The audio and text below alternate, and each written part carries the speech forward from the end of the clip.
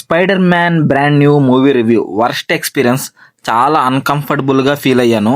నేను చెప్పేది మూవీ గురించి కాదు, థియేటర్ గురించి. స్పైడర్ మ్యాన్ చూడాలని చాలా ఆతృతగా పైన వచ్చి టికెట్ తీసుకున్నాను. బట్ నా దరిద్రం ఏంటంటే నేను పోయిన థియేటర్లో 6 సీట్స్ మధ్యలో ఒక పెద్ద గోడ ఉంటుంది. దాని తర్వాత ఒక 6 సీట్స్ అటు 6 సీట్స్ ఇటు ఉంటాయి. సో దానివల్ల ఏమైందంటే నేను కార్నర్లో పడిపోయినా. ఈ కార్నర్ వల్ల స్క్రీన్ 10% నాకు గోడ అడ్డం వచ్చేస్తుండింది. సో దాంతో ఎంతో ఆతృతగా మంచి స్క్రీనింగ్ ఎక్స్పీరియన్స్ తో మూవీ చూడాలనుకున్నాను. సో అది ఎందుకో నాకు చాలా డిసప్పాయింట్ ఫీలింగ్ అయితే కలిగింది. సో ఈ థియేటర్ వల్ల. సో ఇది హైదరాబాద్ లోనే మూసాపేటలోనే శశికళ థియేటర్. సో మీరు ఈ హాల్లో టికెట్ బుక్ చేసుకోవాలనుకుంటే మాత్రం పైనుంచి 5 లైన్స్ వదిలేసి కిందనే బుక్ చేసుకోండి. సో పైన బుక్ చేసుకుంటే మాత్రం నేను ఫేస్ చేసిన సిచ్యువేషన్ మీరు కూడా ఫేస్ చేయాల్సి వస్తుంది. సో ఇంకా మనం ఈ మూవీ విషయానికి వస్తే చాలా ఎక్సైట్మెంట్ తో చాలా ఆతృతగా ఈ మూవీకి అయితే వెళ్ళాను. సో హైదరాబాద్ లో ఫుల్ వర్షం అయితే పడుతుంది. అయినా కూడా రిలీజ్ అయిన రోజు చూడాలి, చూడకపోతే గుండె ఆగిపోయేలాగా అనిపించింది నాకు. సో అందువల్ల టికెట్స్ బుక్ చేసుకుని వెళ్ళిపోయాను.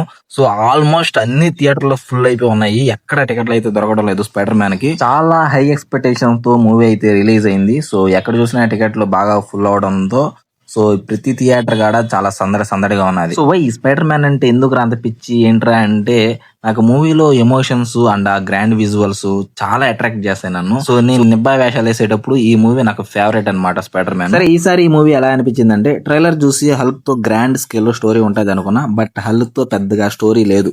సో అక్కడ డిసప్పాయింట్ అయ్యా. అండ్ నెక్స్ట్ చాలా కేమెస్ ఉన్నాయి, బట్ గ్రాండ్ ఫైట్స్ అయితే లేవు వాళ్ళతో. అది కొంచెం డిసప్పాయింట్ గా అనిపించింది. అండ్ రిమైనింగ్ చాలా ఎంజాయ్ చేశా. ఎమోషన్ బ్లాక్ అనేది స్పైడర్ కి ఒక హార్ట్ లాంటిది. ఎవ్రీ టైం దాంట్లో వీళ్ళు సక్సెస్ అవుతారు. ఈ టైం కూడా సక్సెస్ అయ్యారు, ఎమోషనల్ గా కట్టిపడేశారు.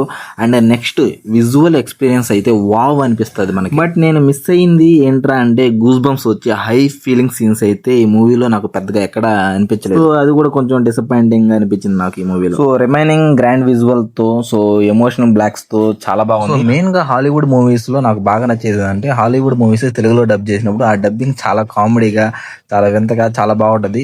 కొంచెం స్పష్టమైన తెలుగు మాట్లాడుతూ ఉంటారు. సో ఆ కన్వర్జేషన్ కోసమే మళ్ళీ సినిమా చూద్దాం అనిపిస్తుంది నాకు. సో అది ఫెంటాస్టిక్ అనిపిస్తుంది.